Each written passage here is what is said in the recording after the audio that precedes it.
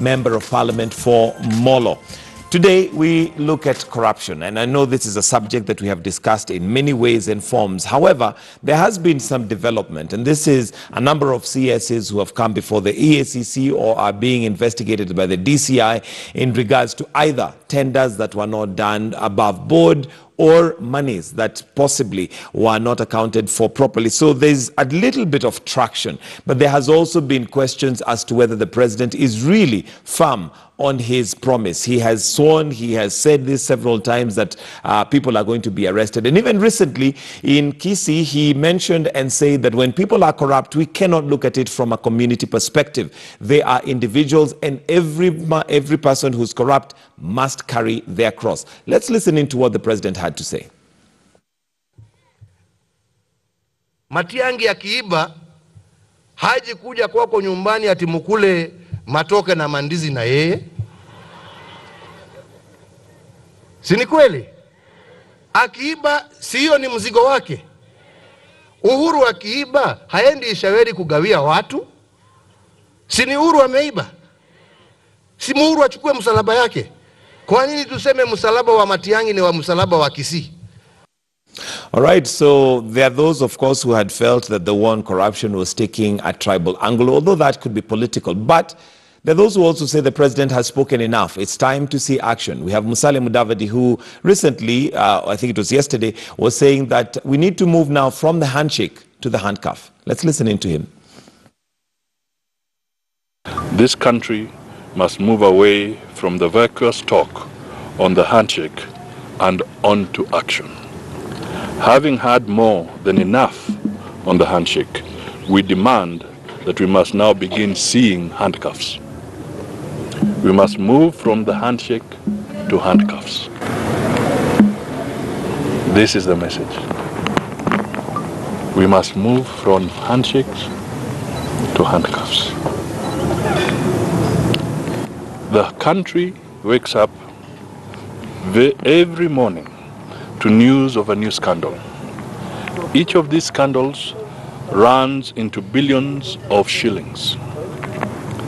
The thieves have become so daring that it must now be understood that this government believes that corruption is part of the gains of being in government. All right, so let me start with you, Honorable Ondege. What more can the president do? He has spoken, he has had cabinet secretaries called to office, and he has mentioned to them that every man must carry his cross. But there still seems to be a very slow turning of the wheels of justice when it comes to corruption. If you want to fight corruption as a country, we cannot leave it on the presidency or the president himself. Every agency must play its part. Like now, you talk about handcuffs. How many people we have seen arrested on a Friday, they are in court on a Monday, and the next day they are back in the offices. If you are serious about corruption, if you are mentioned about corruption, you yourself, you should resign. And, ideally, that's what should happen. Anybody who is implicated or has anything to be cleared like should actually step aside. Like now, we are talking about 6 CSS. They're in the office. How do you investigate somebody who is occupying his power? Now, when you say that we can't leave it to the president, he has the power over those CSs. He can tell them, well, from now until you're cleared, please take a break. Okay, he's having the power, yes. But again, he's not having power over the judiciary. We have seen arrests, people taken to court. Some of them are back in the office. So we have to have a very kind of concerted effort where everybody is given room to play his part. But this mere arrest where we stage show in a convoy of vehicles on Friday, the next day you go to the office for the same person who was arrested the other day to serve you. I don't think we're doing anything. Okay. Whether, of course, there's been that blame on the judiciary, but to defend, not to defend them, but their argument is that if you bring a case that is not watertight, again, we have a constitution that we have to abide by, then they are, as it were, hands are tied. I have always said that the DPP and the DCI have been involved in drama. I think either to please the president or to make people, so to quench the thirst of the public. Otherwise, the cases they took in, I said here, I keep on repeating, they'll keep on being dismissed. Just the other day, the one in City Hall was dismissed at prima facie stage. In other words, they did not even make a case that requires somebody to answer. It's as bad as that. Why? Because they are not following law. They are following maybe orders from the president. They are following NSIS information which is collected. And when you say they are not, who do you mean? The DCI and the DPP or DPP? Because they are the ones who are supposed to collect evidence, witnesses, evidence. People steal, people do all sorts of things, but you collect evidence. When you go to court, you say, judge, look at this, then you say, we call for conviction. But you don't go there and say, money is lost, and we have brought Udege here. Udege must be jailed. It doesn't work that way. And now that takes me back to the question that I'd asked earlier. 10 billion. Today we're talking about 10 billion. So Musale Mudavadi has a point when he says we have scandal almost every day. How is it that 10 billion has no paper trail that we can actually find the people responsible? You cannot steal from government without the paper trail. The paper trail is there. But the court is not in NHIF. The court is not there. The court is an independent arbiter. You take to the court the documents, so you pick them. You remember Swazuri? They arrest Swazuri, they take Swazuri to court, then after a while they say, oh, Swazuri went back to court, to his office, and took some computers. Yet, before you charge, you collect everything. You then decide, this thing was stolen by 20 people, let me get 4 top. Now, when you get the likes of Kabura, who are, yet those are the people who can come and say, Mr. Weda is the one who opened this account for me, is the one I gave this money, and then you nail. Look at the Rio case, the one of, was it Olympics or whatever? We hear some ministers, some people, ambassadors. Where are they? Have they been arrested? Free. So you get a few people, then you take to court, then you expect to put very weak evidence, and you expect the judges to convict. If they don't convict, you want them sacked. We are not going to do that. That doesn't work. All right, Honorable Ndege. Let me add something on what we had asked talked about. What we need as a country, these people who are investigating and arresting, let's not forget these people are Kenyans with the same culture of corruption, and the people they're arresting are floating in money. And I want to agree with Weda. Maybe before taking the culprits to court, that wealth has done something and changed even the charge sheet. So in other words, what you're saying is that they could be compromised. We need another body to check on these people. Because when you go to arrest somebody with 1 billion in the house, because nowadays they don't take them to the bank, 1 billion in the house, you ransack the house and you find the money and you discuss the money there. So the money will change the charge sheet before you arrive in court. It even gets to court. Yeah. But then another body, I mean, we have so many bodies that are there. We have laws that are supposed to nail, but it just seems that that's not working. So even having another body, really, what solution is that going to be? It just increases the level of corruption. Yeah, I agree. It gives it to another tier. I think what we want is good faith and knowledge. I dare say the ODPP, the DPP has energy. He has the courage and the full support from the president. But the nitty-gritty of the law escapes him.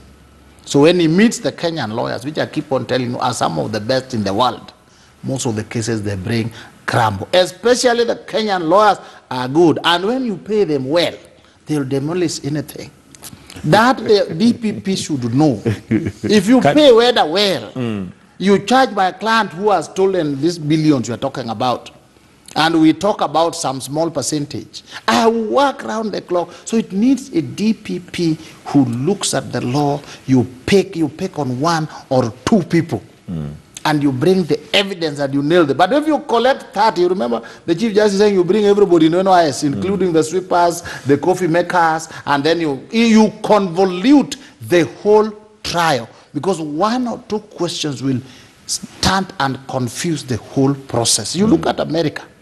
Those people who did issues with Trump and Russia, they only pick 1 person. They don't pick the clerk, the computer man. They pick 1 person.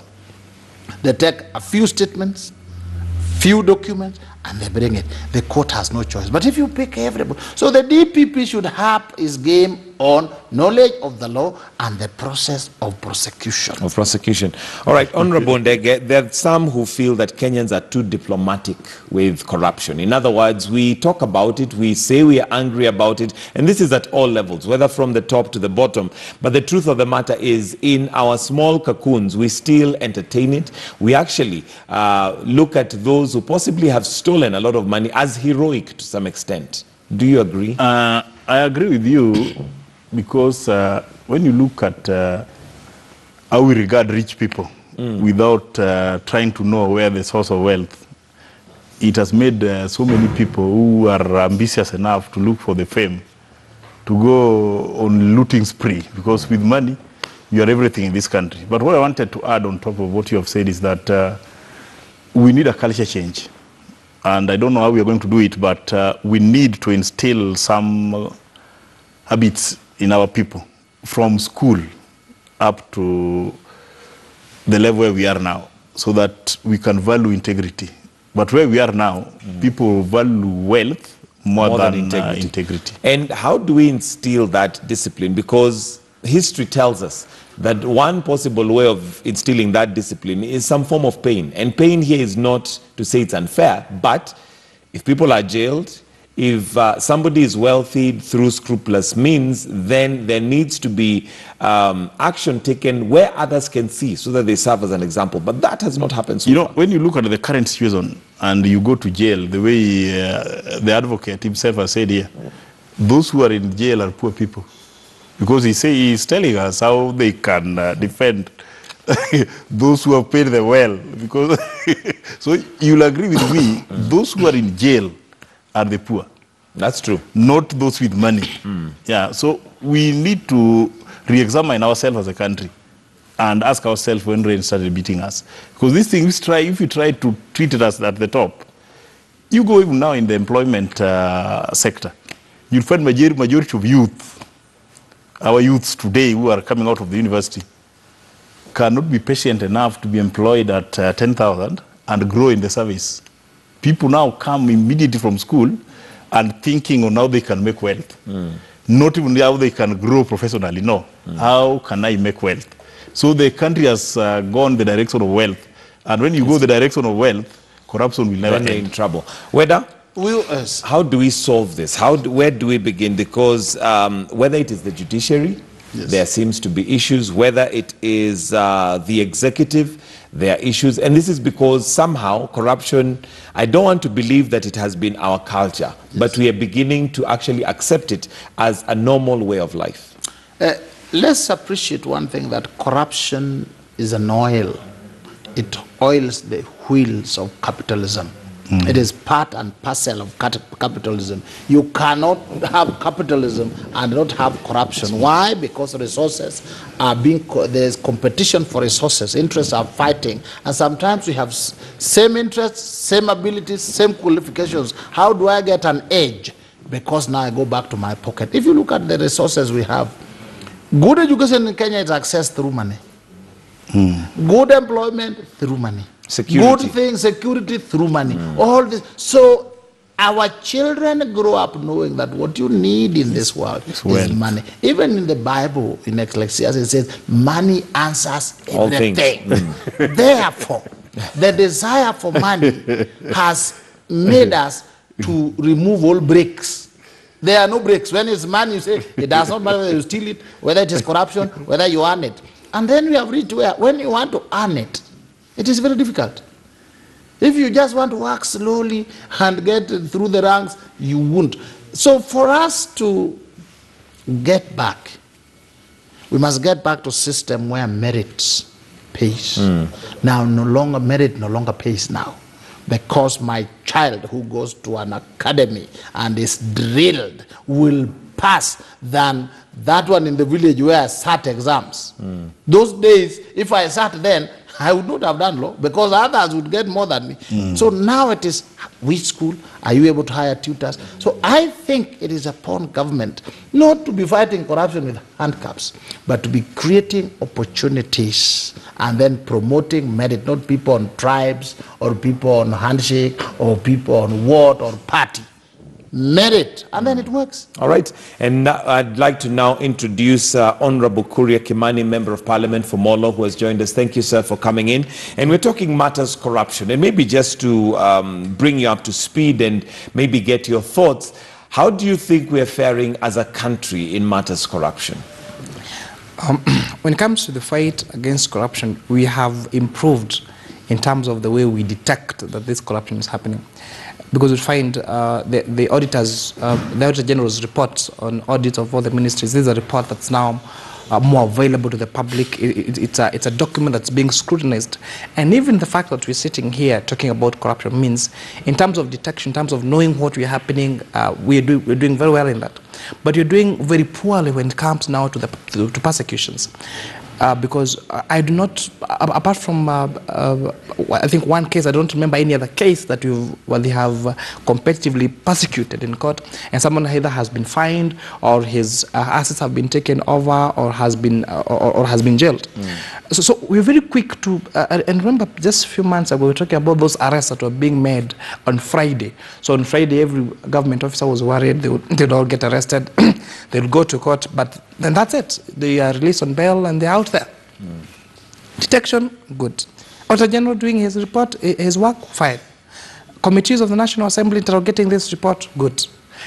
Persecution in terms of the judiciary, investigation in terms of tangible evidence that's taken to court by the DCI, zero. Zero. So where would you say the issue is? I would say that even the threshold you've taken, even before we get to the threshold, let's talk about the way we treat this aspect. I'll give an example. Last week, this young man, excuse me, who stole a baby from hospital, who sneaked a baby from the hospital because he could not pay the bill. The speed at which that boy was arrested and taken to court, and even the evidence. I really wonder whether they needed photos of him taking the baby, or what evidence, or the threshold of the evidence that was used to grant him a sentence in a record time. When it comes to corruption, the threshold that is taken for you to be persecuted, I think it's too much. It's way too high. It's way too high. So someone is said that you received this amount of money in your bank account, so can you account for it? And then again, you have to go around and round and round. And we all know. If you look at the case of, for example, this governor that is squandered around 2 billion shillings, I think for any layman, the evidence is all there. But I don't know what happens when this court gets to court, because now the judges now will not take it as... So in short, sorry to cut you short, but in short, are you saying then the problem that we have maybe is at the judiciary? It certainly is with the judiciary. Okay. It certainly is with the judiciary. Do you think the problem is at the judiciary? And we know that the judiciary and executive have had, barbs at each other with the president saying that they need to do something, but the judiciary also saying, if you give us cases that are not watertight, there's not much we can do. It's very sad that those who make these laws, like Mheshimiwa Kimani, does not even know how the judiciary operates, how the law works. The case of the young man that he's talking about, he actually pleaded guilty. If you walk in and plead guilty, then what remains is sentencing. Now, if you deny, then now there is proof. I keep on saying that the judiciary must follow certain laws. When President Uhuru and the Deputy President were charged with crimes against humanity, rape, displacing people, they were not arrested on Friday. They were not harassed and locked in. They actually went in and they had their parties and they came back and they went through the process. It is not how they treat you before. It is how they treat the evidence that has been brought. If you look at the United States, these people who have done all sorts of things, they are arrested, they are taken to court, they are given bail even without going into the cells. They come out, the trial begins, and you are told Bill Cosby has been convicted. Here, we want to get it through the back door. We want to arrest people, then we assume 2 billion has been stolen. In fact, if you cannot answer, lock them in. Mheshimiwa, if you are making laws in the country, in parliament, you do not know the process, and then we blame the judiciary. Just because the president has said it. Some of us love the president. We have staked our lives to ensure he is president. But when it comes to due process law, all of us are entitled to it. Otherwise, it will be political. We can arrest you and say, it looks like you stole some money from the media house. Then we say, lock him in. Where did he get this money? It's trial by ordeal or mob. The law requires you follow due process. Your DPP is bringing weak cases. It does not bring evidence. And any judge, even if myself, we sat and had tea with President Uhuru, and then a case comes to me as a judge, I will still dismiss and say, Your Excellency, this one was too weak to be assisted. Let us face where the problem is. This is not the judiciary. It is the cases that are weak. So that should be on the doorstep of the DCI and the ODPP. Honorable Ndege, your thoughts on whether, because there has been this debate, and I mean, the buck has to stop somewhere, surely. I've said it, and I want to repeat. We have to relook into the systems we have of the justice we are clamoring for. Because if there is a weakness in the law, then we have to correct the law. If there is a weakness in investigations, then we have to fix it there. Then if there is a weakness in the judiciary, then we fix it. But if you One might say, given the constitution that we have, there is no weakness in the law, there is no weakness in the institutions, because they have the mandates, they have the authority, but it seems like they maybe have cases that are not watertight by design, as opposed to not being able. You have said it. If a case is not watertight by design, there is a weakness somewhere. So that weakness must be fixed, so that you don't rush people to court before you have enough evidence. So if that one is what we have identified as a weakness, then we have to fix it first. As a lawmaker, where do you think the problem is? Because we've been doing this now for a long time. We've gone round and round in circles. We have put you in, or rather your people have put you in parliament, or those who have elected you, for the virtue of the fact that we need this fixed. I agree with you. And now let's go back to the investigating authorities, where the judiciary has come out very loudly and said the cases given to them are not watertight. The law is there. Why don't we just zero in and fix the problem in these agencies? Just allow me to give an example. You remember the case of a policeman who shot people in 2007 in Kondele? And he was on TV, on camera. Toop, toop, toop, toop. Then he was arrested and charged. And witnesses came. And they gave evidence. But what did the police do?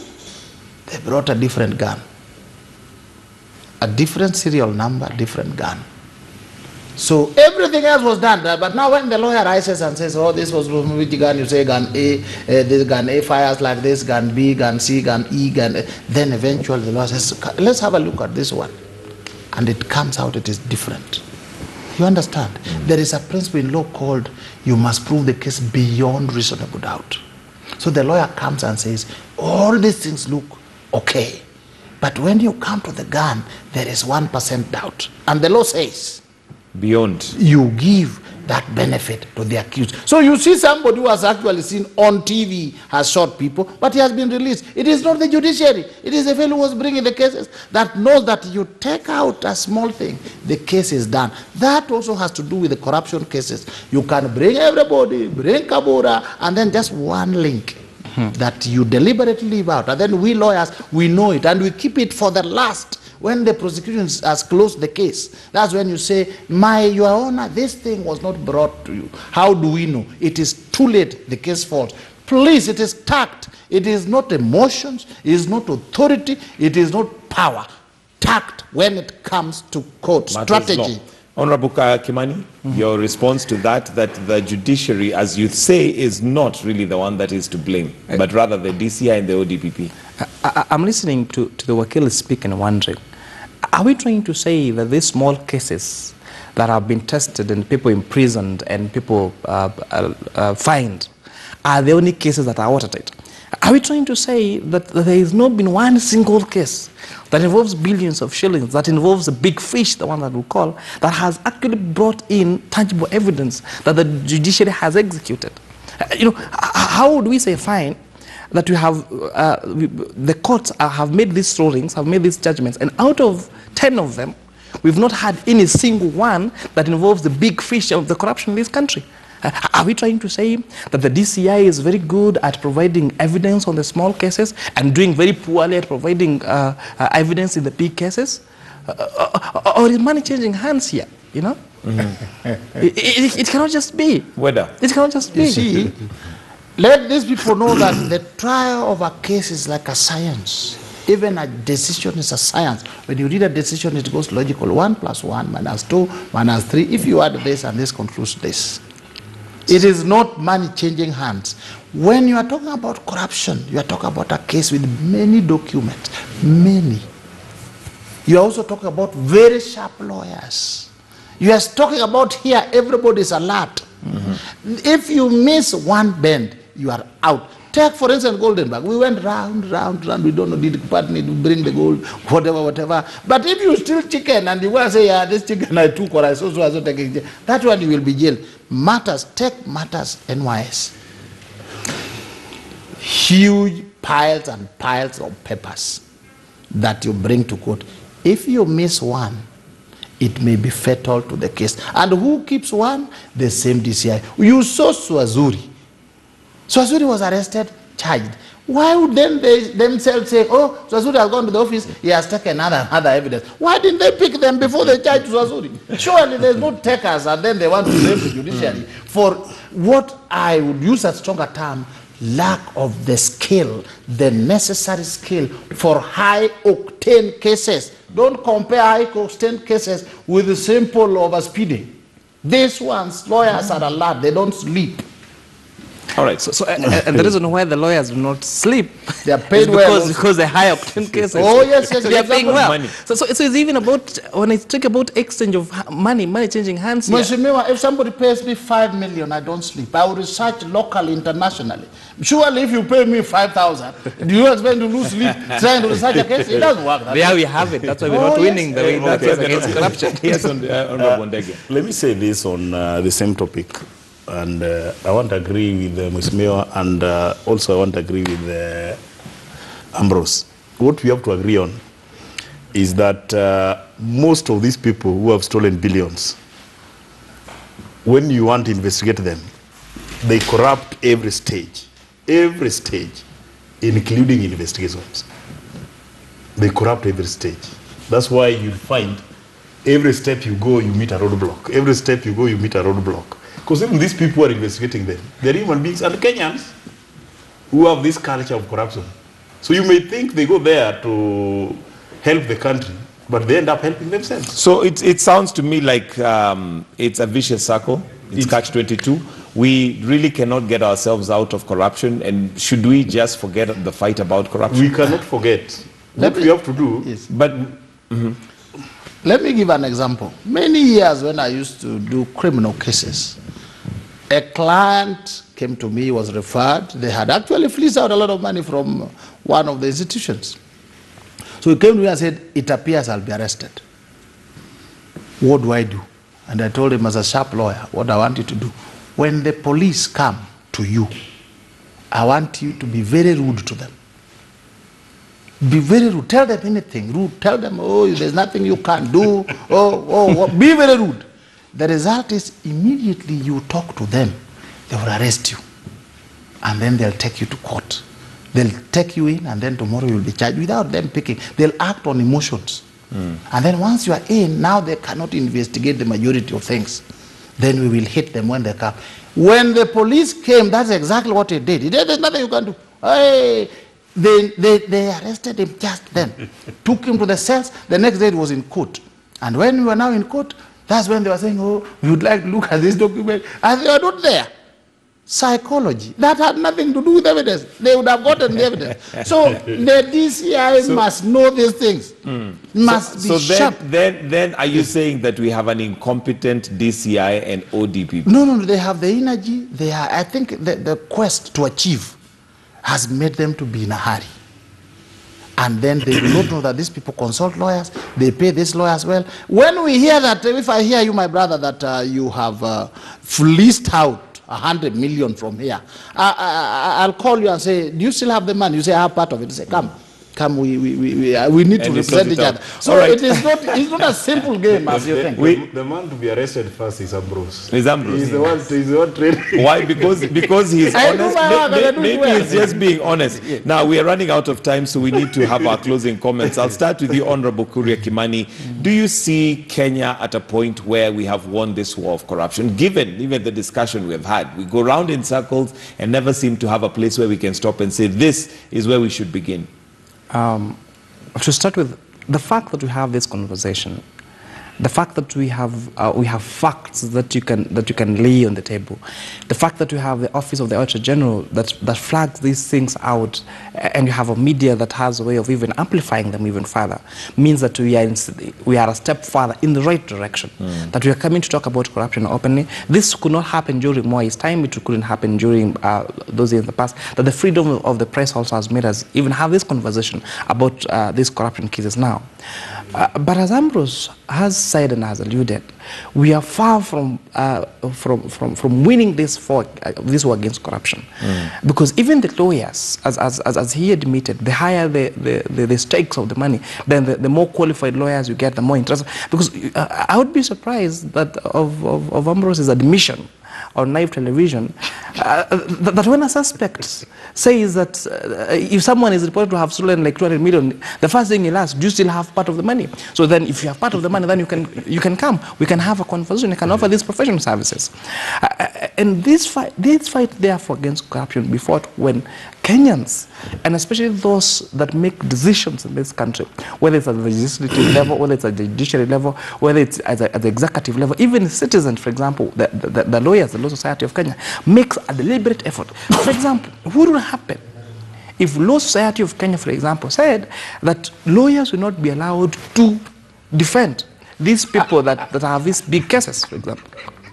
I know someone will mention that is discrimination and it's your right to hire an attorney.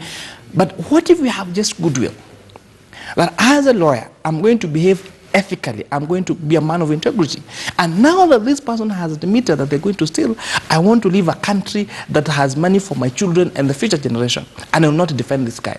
And if that guy goes now to the, up there without lawyers, then we would definitely have made a great step and success towards fighting this corruption. So, in short, what you're saying is that it needs to be also an individual effort. It has that would been be left to the individual. Yes. Honorable Ndege, your closing comments. I'll be very brief. Let me say that under the current situation in the current government, we are not achieving it because we have very corrupt people in the government who are still protecting the corrupt whom we are targeting. So the current situation we have, I can confirm that we are not achieving the war on corruption. All right, Ambrose. I think the work which is being done is fairly very good.